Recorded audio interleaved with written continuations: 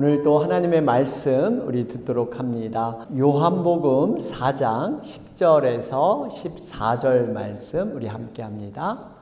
우리 요한복음을 우리 차례대로 우리 묵상하고 있습니다. 요한복음 4장 10절에서 14절 말씀. 여러분 성경이 우리 세번역본이기 때문에 제가 대표로 봉독해 올리도록 합니다. 우리 조만간에 또 우리 성경을 이렇게 안내해 드리도록 하겠습니다. 우리 구입할 수 있도록 안내해 드리겠습니다. 제가 10절부터 14절 말씀 제가 대표로 봉독해 올립니다. 예수께서 그 여자에게 대답하셨다. 내가 하나님의 선물을 알고 또 너에게 물을 달라는 사람이 누구인지 알았더라면 도리어 내가 그에게 청하였을 것이고 그는 너에게 생수를 주었을 것이다. 여자가 말하였다. 선생님에게는 두레박도 없고 이 운물은 깊은데 선생님은 어디에서 생수를 구하신다는 말입니까? 선생님이 우리 조상 야곱보다 더 위대하신 분이라는 말입니까? 그는 우리에게 이 운물을 주었고 그와 그 자녀들과 그 가축까지 다 이 운물의 물을 마셨습니다. 예수께서 말씀하셨다. 이 물을 마시는 사람은 다시 목마를 것이다. 그러나 내가 주는 물을 마시는 사람은 영원히 목마르지 아니할 것이다. 내가 주는 물은 그 사람 속에서 영생에 이르게 하는 샘물이 될 것이다. 아멘. 여러분 우리가 이게 세번역본은 굉장히 이해가 쉽습니다.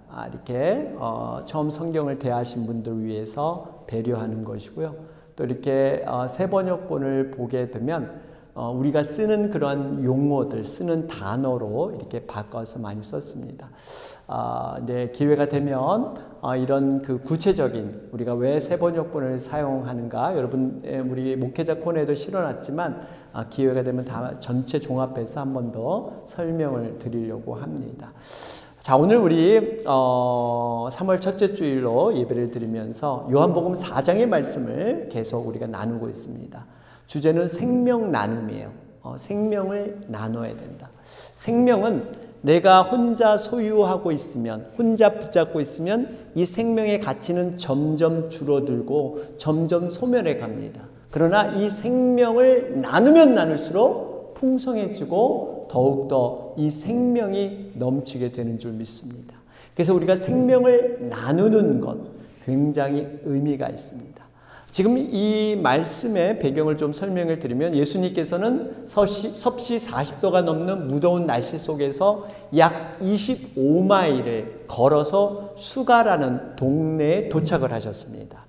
그곳에는 역사적인 그러한 유서 깊은 운물이 있었는데 그것이 야곱의 운물이다 이렇게 일컬었죠. 야곱의 운물은 깊이가 한 30m 된다고 합니다. 그러다 보니까 수세기 동안 많은 사람에게 풍성한 물을 제공한 것이 야곱의 운물이었어요. 예수님께서 너무나 피곤하셔서 이 야곱의 운물 곁에 앉으셨더니 한 여인이 찾아오게 됩니다. 이 여인은 남들은 다 낮잠을 자고 쉬는 시간, 정오의 그 떼약볕에 머리에 물동이를 얹은 채 이렇게 찾아오게 되죠. 언뜻 봐도 사연이 많은, 뭔가 정말 이 평범치 않은 그러한 여인이었습니다. 그런데 이 여인에게 유대 사람이고 더군다나 남자인 예수님께서 느닷없이 여인에게 말을 건네기 시작합니다. 뭐라 그랬습니까? 내게 물 좀 떠줄 수 있습니까? 내게 물 좀 줄 수 있습니까? 사실 예수님 자신이 직접 물을 떠 드실 수도 있지만 여인에게 이렇게 도움을 청한 것입니다. 이유는 이 여인의 유일한 관심사가 바로 물이기 때문에 그 물을 가지고 서로 소통하기 위해서 일부러 예수님께서 이렇게 말씀하신 것입니다. 그러면서 예수님께서는 물을 청하는 이유가 이 여인의 정체성을 회복시켜 주기 위해서, 이 여인의 정체성을 세워주기 위해서.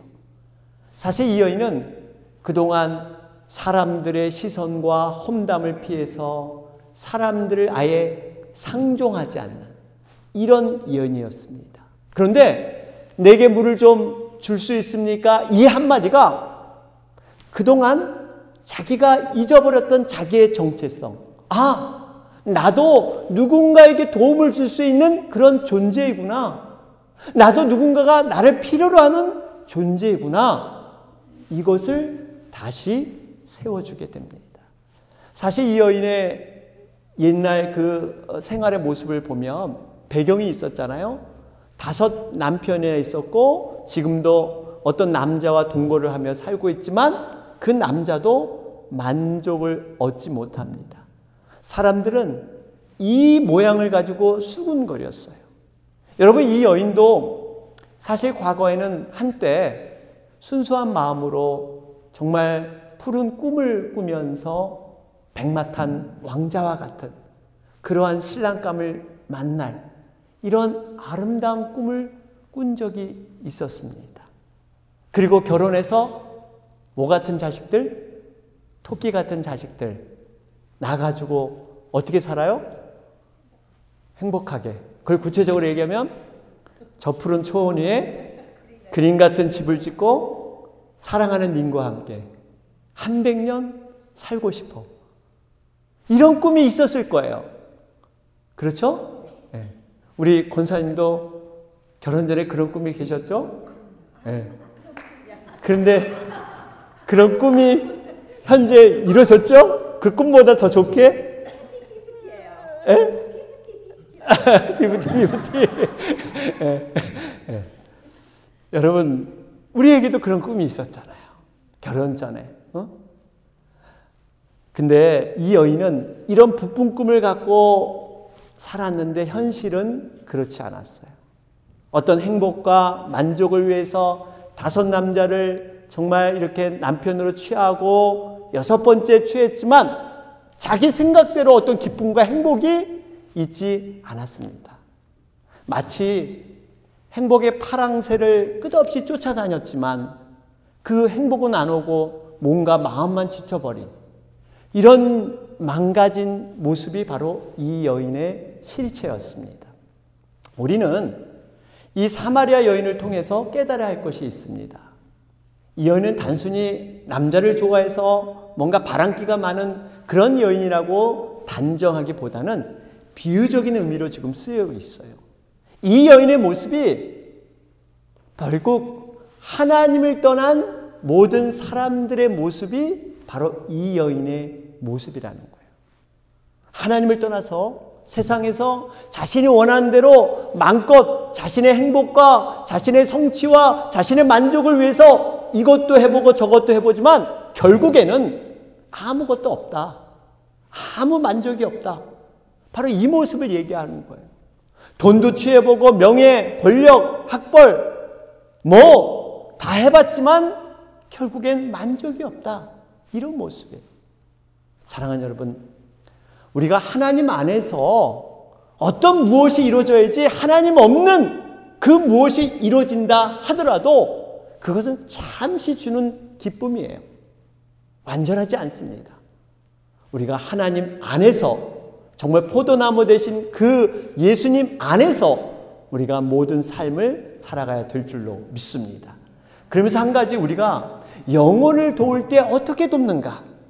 이 관점에서 이걸 적용해 볼 수가 있습니다.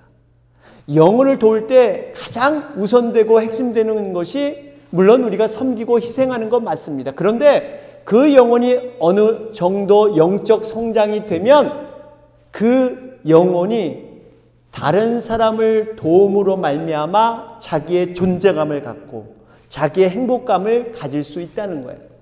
여러분, 우리가 도움을 받는 사람만 행복한 게 아니라 도움을 주는데도요, 이게 행복한 거예요.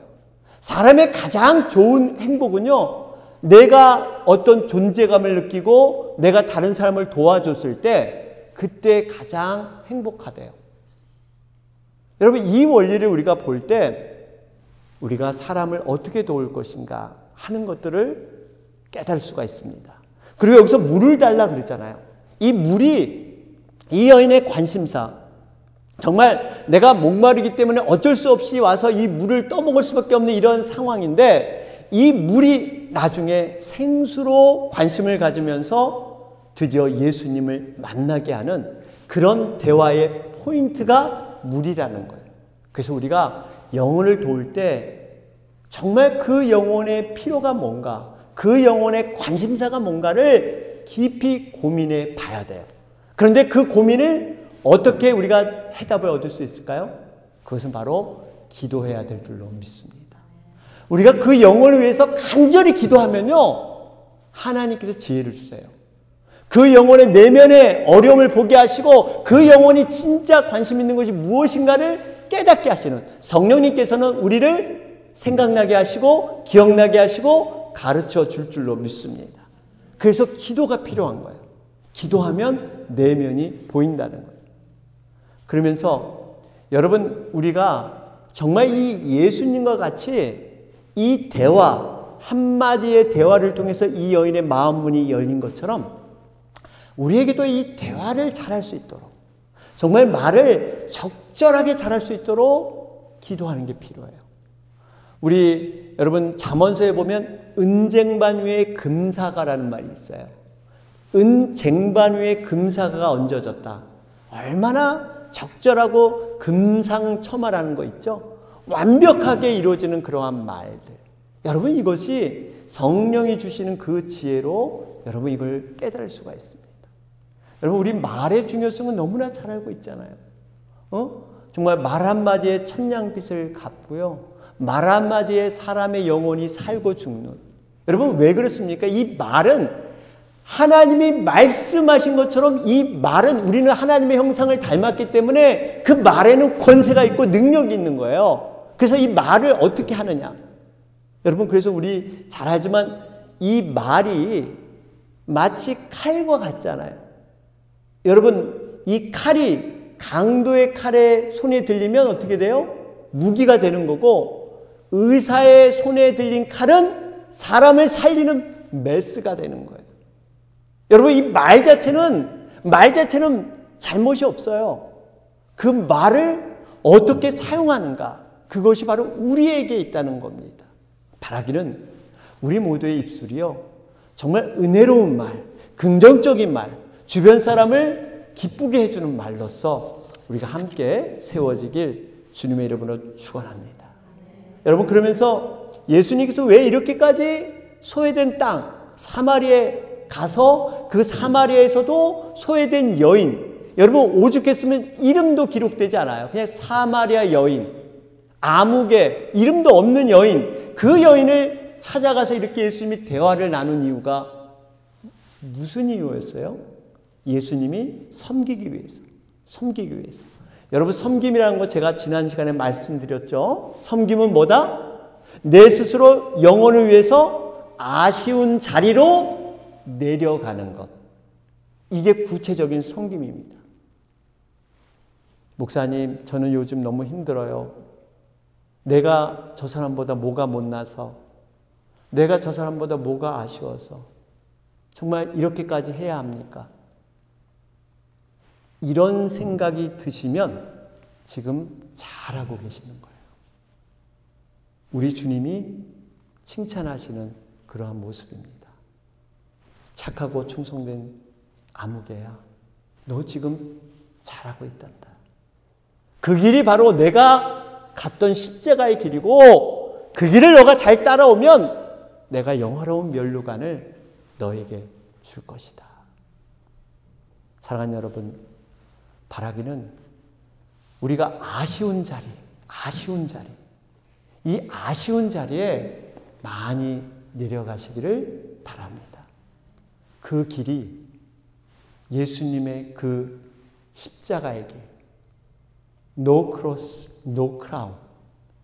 그 길을 가지 않고는 우리가 크라운, 하나님의 영광, 부활의 영광, 그 능력을 체험하지 못합니다. 바라기는 아쉬운 자리, 그 자리가 우리 영혼을 살리는 길입니다. 오늘 본문을 보면 예수님께서 대화를 이어가시죠. 본문 10절을 보실까요? 10절을 보시면 예수께서 그 여자에게 대답하셨다. 내가 하나님의 선물을 알고 또 너에게 물을 달라는 사람이 누구인지 알았더라면 도리어 내가 그에게 청하였을 것이고 그는 너에게 생수를 주었을 것이다. 지금 예수님께서는 여인에게 여인의 수준에 맞게 조금씩 자신을 설명하고 계십니다. 너에게 물을 달라고 하는 지금 내가 누군지 너가 만약에 안다면 너가 이제는 이 때 앞에서 물을 이렇게 떠오려고 하는 수고를 너가 하지 않을 텐데 내가 너에게 영원한 목마르지 아니하는 그런 생수를 줄 수 있는 그러한 존재인데 너 그거 아니? 지금 이것을 설명하고 계시는 거예요. 그런데 여러분 여기서 예수님의 관점이 굉장히 중요합니다. 보통 사람들은 이 사마리아 여인을 볼 때 어떤 관점으로 봤을까요? 이 여인의 객관적인 입장, 이 여인의 지금의 형편, 이 여인의 지금의 겉모습만 봤습니다. 야, 이 여인은 과거에 남편이 5이나 있었어. 지금 있는 동거하는 남자도 마음에 안 들어서 그렇게 산대. 이 지금 나오는 객관적인 사실, 객관적인 형편을 가지고 사람들은 이렇다 저렇다 얘기를 했을 겁니다. 그런데 우리 예수님의 시야는 달랐습니다. 이 여자가 남편의 문제가 아니라 내면 속의 그 목마름을 우리 예수님은 보셨던 거예요. 이 여자가 매일 목말라서 대낮에 아무도 없을 때 물동이를 머리에 이고 나올 수밖에 없는 그 내면의 그 원인, 그 목마름을 봤기 때문에 내가 영원히 목마르지 않은 그 생수를 너에게 주시겠다. 그러면서 그 여자의 태도가 달라지는 걸 볼 수가 있습니다. 여러분 여기서 우리가 한 가지 깨닫는 교훈이 있습니다. 우리가 예수님과 같은 시야와 관심을 가져야 할 줄로 믿습니다. 우리가 영혼들을 바라볼 때, 다른 사람을 바라볼 때 단순히 드러난 결과, 행동, 어떠한 말들 그 자체만을 가지고 평가해서는 안 된다는 거예요. 여러분 이렇게 하면 그저 좋다, 나쁘다 판단하고 이 평가하는 것으로 그치지 아무런 솔루션이 없습니다. 서로에게 마음의 상처만 입는 것이지 아무런 의미가 없어요. 우리가 그 사람의 행동 이면에 그 사람의 마음의 동기와 그 마음의 내면의 모습을 우리는 더 눈여겨봐야 한다는 거예요. 예수님은 내면에서 나오는 그 목소리, 그 상황을 눈여겨봤습니다. 예를 들면 여러분 우리가 이런 경우 많이 있잖아요. 같이 이렇게 사귀다 보면 예상치 않은 행동으로 나에게 말에 상처를 주는, 정말 예상치 않은 행동으로 나에게 힘들게 하는 그러한 분들이 생길 수 있습니다. 여러분 그 행동은 분명히 잘못된 행동이에요. 그런데 우리가 그 잘못됐다는 것만 볼 것이 아니라 우리가 그 주님의 마음을 가지고 그 관점을 가지고 기도하면서 그 내면을 들여다보면 이제 내가 생각했던 그 마음에서 조금 벗어나면서 이제는 이해할 수 있는 폭들이 점점 많아지게 되는 거예요. 왜 저 사람이 저런 행동을 했을까? 왜 저 사람이 저런 말을 했을까? 그 입장을 바꿔 생각하면서 자라온 배경과 상황과 성격과 드러난 그런 내면을 묵상하다 보면 여러분 이해할 뿐만 아니라 이제는 그 영혼을 긍휼히 여길 수 있는 그러한 마음조차까지 생깁니다. 그리고 그 영혼을 위해서 기도하고자 하는 그러한 마음까지도 우리는 갖게 되는 거예요. 사랑하는 여러분, 우리가 예수님의 시야, 예수님의 관점, 이것을 우리가 보다 많이 갖기를 주님의 이름으로 축원합니다. 그러면서 본문에 들어가 보면 이제 물 이야기가 나오는데 물 이야기를 좀 해야 합니다. 여러분, 우리 몸의 60에서 70%가 물로 채워졌다고 해요. 물로. 그런데 우리 몸에서 1%, 2% 물이 부족하면 갈증을 느끼기 시작하고 5%가 부족하면 혼수 상태에 빠지게 되고요. 10%가 부족하면 생명이 위독하다고 합니다. 우리가 사는 이 미국은 물론 물이 풍부해서 별로 이렇게 물에 대한 어려움을 깨닫지 않는데, 이 당시 팔레스타인은요, 건기, 4월부터 10월은 건기인데 비가 거의 오지 않아요. 그래서 물이 없어가지고 초목이 타들어가고 생명이 다 죽어가는데, 물이 있는 곳에 유독히 생명이 피어나게 됩니다. 물은 곧 생명인 거예요. 그래서 본문에 보면 하나님의 선물로 생수를 주겠다. 이 생수가 성경에 나오는 영혼의 갈증을 해결해 주는 생수, 이 생수가 바로 예수 그리스도, 예수 그리스도가 생수인 줄로 믿습니다. 그러면서 여러분, 이 물과 이 사막과 연관시켜서 이런 얘기가 있죠. 여러분, 사막을 이렇게 레이싱하기도 하고 사막을 도보로 걸어서 이렇게 걷는 그러한 이런 코스가 있습니다. 한 6박 7일 동안 이렇게 걷게 되는데, 이 걷기 전에 다들 물을 많이 준비해서 그렇게 탈진하지 않도록, 탈수하지 않도록 이 걷는 사람들이 준비를 많이 한다 그러죠. 그런데 거기에 완주하지 못하고 탈수 증세를 보낸 사람들의 정말 이해 못하는 희한한 것들이 있대요. 그게 뭐냐면, 탈수해서 쓰러진 사람을 가보면 옆에 옆구리에 물이 차 있다는 거예요. 물통을 갖고 있는데 탈수해서 그만 쓰러져 경기를 포기하는 경우가 있대요. 그게 왜 그런지 아세요?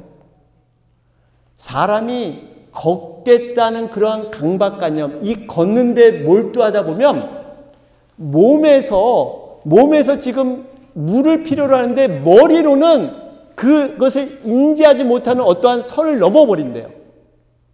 물은 옆구리에 있는데 탈수해서 물이 모자라서 그냥 쓰러져 그렇게 포기하는 사람. 그래서 이 사막을 많이 걷는 사람은 어떻게 물을 먹는지 아세요? 자기 몸이 목말라서가 아니라 걸음수를 센대요. 내가 몇 걸음 가면 물 한 모금 먹고, 몇 걸음 가면 물 한 모금 먹고. 여러분, 이 의미가 어떻게 보면 우리의 인생이고 우리의 신앙생활의 모습입니다. 우리가 어떠한 목적을 위해서 부단히 가다 보면 적시적소에 먹어야 될 물, 그것이 하나님의 은혜고 하나님의 말씀이고 기도인데, 이걸 모르고 그저 그 목적을 위해서, 그거 소원을 위해서 이루다 보면 나중에는 느끼지 못하는, 무감각해져서 내가 지금 몸이 필요한데 머리로는 전혀 인식하지 못하는, 그래서 경기를 포기하게 되는 탈수 증세가 나타난다는 거예요. 우리의 인생도 마찬가지입니다. 우리가 인생, 여러분, 너무 욕심내서 살 필요 없어요. 그냥 그때그때 즐기세요. 너무 열심히 살지 마세요. 여기에 은혜 받을 줄이야. 너무 그냥 적당히. 이게 나중에 몰라. 자기가 이게 몰라. 영혼이 어떻고 자기의 몸을 몰라. 자기 몸이 망가진지도 몰라. 여러분, 이러한 모습에서 예수님이 참된 뜻을 설명했지만 이해하지 못하는 여인의 모습을 볼 수가 있습니다. 본문 11절 12절을 볼까요? 11절 12절 보면 여자가 말하였다. 선생님에게는 두레박도 없고 이 우물은 깊은데 선생님은 어디에서 생수를 구하신다는 말입니까? 선생님이 우리 조상 야곱보다 더 위대하신 분이라는 말입니까? 그는 우리에게 이 우물을 주었고 그와 그 자녀들과 그 가축까지 다 이 물을 마셨습니다. 여러분, 놀라운 것은 이 여인이 조금씩 태도가 바뀌고 있다는 거예요. 예수님께서 생수에 대해서 말씀하니까 그 생수에 대해서 조금씩 관심을 갖고 어떻게 구해야 되겠습니까? 그런데 이 여인의 한계는 뭐냐면 자신이 경험한 그 경험, 이 야곱의 우물에서 지금까지 이렇게 가축도 먹고 우리 자녀들도 마시고 이랬는데, 아니 그러면 야곱의 우물보다 더 좋은 것이 있습니까? 그러면 야곱보다 당신은 더 큰 사람입니까? 지금 자신의 견해와 체험으로 그렇게 지금 접근하고 있어요. 그럴 때 예수님의 대답이 뭐예요? 13절 14절 보세요. 예수께서 말씀하셨다. 이 물을 마시는 사람은 다시 목마를 것이다. 그러나 내가 주는 물을 마시는 사람은 영원히 목마르지 아니할 것이다. 내가 주는 물은 그 사람 속에서 영생에 이르게 하는 샘물이 될 것이다. 여러분, 우리가 참으로 수지 맞은 그러한 인생인 줄 믿습니다.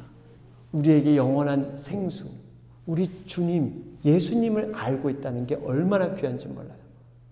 여러분, 여기서 보면 야곱의 운물과 예수님이 말씀하는 생수의 샘물은 뭐가 달라요? 야곱의 운물은 아무리 먹어도 계속 갈증이 나요.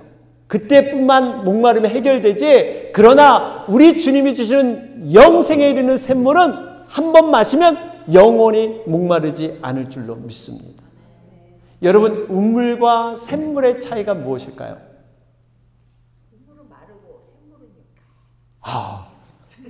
제 원고를 미리 보셨나? 어떻게 하셨지?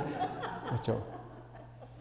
운물과 샘물의 차이는요, 운물은 물이 그냥 고여 있어서 만약에 운물을 덮어버리면 운물이 아무런 작용을 못해요. 샘물은 계속 샘솟는 거예요. 날씨와 상관없이 흙으로 덮어도 그 흙을 휘젓고 다시 물이 뽀글뽀글 올라오고, 결국 운물은 자기의 그냥 그 웅덩이 속에 갇혀 있지만 샘물은 자꾸 흘러 넘쳐서 그 물을 다른 데로 넘겨주는 역할이 샘물입니다. 여러분, 우리 주님께서 이 영생의 샘물, 의미가 있어요. 세상의 사상과 세상의 어떠한 철학과 세상의 이성으로 이 영생의 샘물을 덮어보려고 하지만 그걸 뚫고 항상 나오는 바로 지혜의 샘물이고 진리의 샘물이고 구원의 샘물, 여러분, 우리의 영혼과 우리의 심령을 적셔서 풍성케 하는 그러한 물이 바로 우리 주님이 주시는 영생의 생수인 줄로 믿습니다. 그래서 예수님께서 사마리아 여인에게 내가 주는 물, 그러잖아요. 내가 주는 물. 물은 목마름을 해결할 뿐만 아니라 또 뭐예요? 깨끗함을 주잖아요. 우리의 더러운 죄들을 싹 깨끗이 씻어주는 이 역할이 바로 생수, 영원한 그러한 물이다라는 거예요. 우리가 그래서 죄로부터 자유를 얻었고 마귀의 권세로부터 자유를 얻었고 죽음으로부터 자유를 얻은 것은 바로 이 물, 생수이신 우리 주님 때문에 우리가 이러한 이득을 얻은 거예요. 여러분, 우리가 확실히 알아야 할 것은 이 운물과 같이 아무리 세상 사람들이 다른 것으로 그 목마름의 갈증, 욕망과 소원과 행복을 위해서 다른 걸로 채워보지만 여러분, 그것은 채워지지 않습니다. 그래서 프랑스의 유명한 철학자죠, 파스칼은 이런 얘기를 했어요. 하나님께서는 각 사람의 마음속에 이 세상에 어떤 것으로도 채울 수 없는 오직 예수 그리스도만을 통해서 채워지는 그러한 빈 공간이 있대요. 그러한 공허함이 있대요. 여러분, 분명한 것은 이 체험은 예수 그리스도 아니면 여러분 만족을 얻지 못합니다. 예수 그리스도, 우리 하나님의 그 삶을 떠나서는 만족을 얻지 못해요.